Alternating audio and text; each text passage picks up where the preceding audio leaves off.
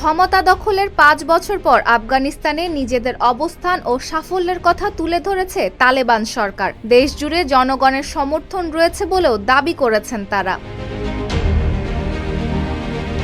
২০২১ সালের ১৫ August NATO বাহিনী আফগানিস্তান ছাড়ার পর আবারও ক্ষমতায় আসে তালেবান। ৫ বছর পর বিবিসির সঙ্গে কথা বলেছেন তালেবান সরকারের পররাষ্ট্রমন্ত্রী আমির খান মুত্তাকি।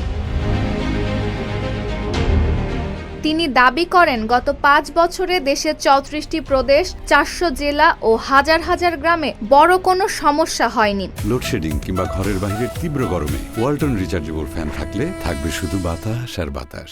তার মতে এতে বোঝা যায় সাধারণ মানুষ সরকারের প্রতি সন্তুষ্ট।